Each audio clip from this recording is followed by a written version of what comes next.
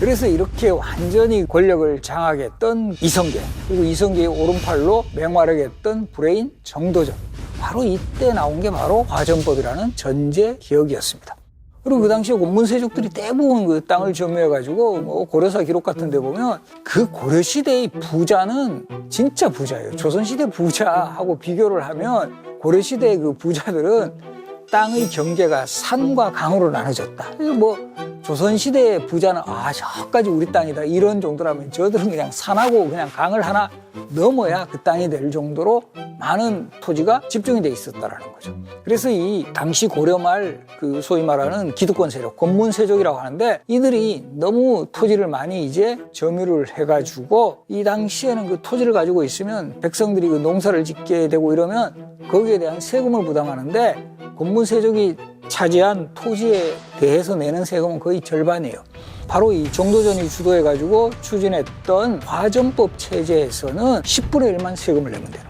이거는 뭐 지금도 우리 뭐 반값 등록금에도 엄청 좋아하는데 이거는 뭐 20% 세금 체제예요. 그리고 이제 과전법 실시하면서 옛 토지대장은 개경거리에서 불살라버렸고, 그래서 이때 우리 중요한 게 전제개혁을 했다라는 거는 권문세족들의 힘을 확 빼고, 특히나 이때 고려 말에는 불교 세력이 되게 컸거든요. 특히 이 불교 사원들은 면세 면역의 특권을 가지고 있었는데 여기에 완전히 뭐 메스를 들이대니까 결과적으로 보면 불교 세력을 약화시키는 데도 아주 중요한 역할을 하는 것이 신흥 사대부 그리고 이성계 세력이 주도한 바로 이 토지개혁의 결과였다. 그래서 먹고 사는 문제에 대해서 상당히 편하게 해주니까 이 백성들이 지지하는 분위기가 보이는 거예요. 이제 마지막 단계만 남은 거예요. 이제 공양왕 아웃시키고 본인이 왕이 되는 소위 말하는 역성혁명, 바꿀력 성시성 혁명. 마지막에 그래도 의외로 정말 허수아비양이라고 생각했는데 바로 이 공양왕이 저항을 하는 거예요. 이 공양왕 입장에서는 자기도 폐위되면 죽게 된다. 이판사판으로 이제 이성계 세력을 견제하는 입장을 보이게 되는데, 그리고 이때 공양왕이 마지막으로 손을 잡는 데 있어서 중요한 역할을 하는 인물이 바로 정몽주입니다. 정몽주는 고려말 대표적인 성리학자로서 학문적으로도 뛰어났던 인물이었고, 정몽주라는 인물이 가지고 있는 정치적 영향력도 매우 셌고, 거기다가 정몽주는 고려 왕조를 지지하는 입장이었어요. 이제 정몽주와 정도전은 친구가 아니라 완전히 반대편에 선 치열한 경쟁자가 됩니다.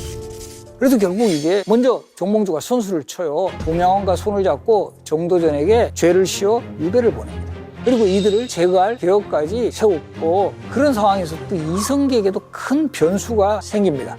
개경교회에서 사냥을 나섰다가 낙마사고로 병석에 눕게 되고 병란도라는 곳에 이제 있게 되는데, 이 공양왕과 정몽주가 이성계도 제거하려는 이런 입장을 보이게 되는데, 이때 짠 하고 등장하는 또 인물이 있어요. 누굴까요? 바로 이방원입니다. 이방원. 일단 아버지를 개경으로 모셔옵니다. 일단 이성계가 개경으로 와야 뭔가 구심점이 있을 거 아니에요? 그렇게 되면서 정몽주의 강한 이성계 일파 제거에 방어 정책을 수립을 한 거죠. 이방원의 행동 덕분에 이성계 세력이 다시 결집을 하게 되는 이런 상황에서 이제 정몽주는 이성계 세력의 뭐 움직임이라든가 또 이성계가 어떤 생각을 하고 있는지, 그래서 문병을 핑계로 이성계 집을 찾아갑니다.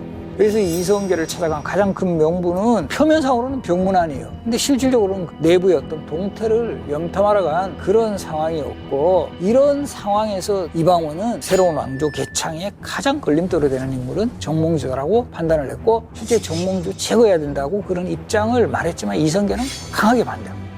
이성계 입장에서는 정도전과 정몽주를 오른팔과 왼팔로 쓰려는 그런 구상을 했던 인물이에요. 이성계 입장에서는.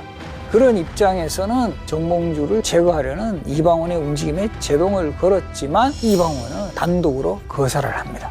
그때 이방원이 정몽주의 마음을 떠보기 위해서 지은 시조가 그 유명한 하여가.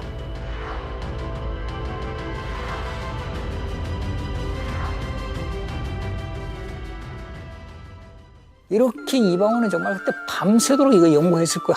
저 사람 마음을 잡으려면 내가 어떻게 이 참편 딱 정몽주한테 던졌는데, 정말 정몽주는 뭐 한치의 고민도 없이 알파고처럼 바로 이 몸이 죽고 100번 고쳐주고, 연습도 안 했는데 다 맞아요. 3434 마지막에 3543 nim양한 일편단심이야 가실 줄이 있으라.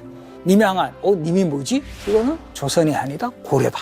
고려에 향한 나의 충절은 변함이 없다. 확실하게 마지막 정몽주의 입장을 파악을 했고 이제 문병을 마치고 돌아가는 정몽주를 부하들을 시켜서 지금의 개성 선주교에서 내려친 철퇴를 맞고 운명을 냈고 그때 흘린 피가 지금 또 남아있다. 근데 이것도 뭐 실록의 기록에 보면 정몽주 선생이 도망을 가서 사실은 개성마을 동구에서 부하들에 의해서 칼에 찔려 죽었다 이렇게 나옵니다만은 이것도 야사에는 정몽주 선생이 죽은 곳에 결국 대나무가 또 자랐다. 그래서 선주교예요. 어쨌든 팩트는 이방원 세력에 의해서 정몽주 선생이 희생을 당했다. 근데 이제 반전이 또 일어납니다. 이 정몽주를 죽인 거에 대해서 이방원은 상당히 아버지한테 칭찬받을 줄 알았거든요. 그런데 막 이 소식을 들은 이성계가 불같이 화를 냅니다. 네 때문에 내가 이렇게 이미지 관리가 이렇게 됐다. 이 앞에 소개했지만 이성계 상당히 명분을 중시하는 사람인데 그만큼 이제 화가 났고 이 사건 이후로 방원은 이성계 입장에서는 제 컨트롤하기 힘드네. 그래서 이때 이후에 조선건국 그리고 조선건국 이후에도 계속 요즘 표현으로 하면 방원은 팽을 당하는 처지에 놓이게 되고 그 빈자리에 정도전 원톱 체제로 가게 되는 바로 그런 상황을 맞이하게 됩니다.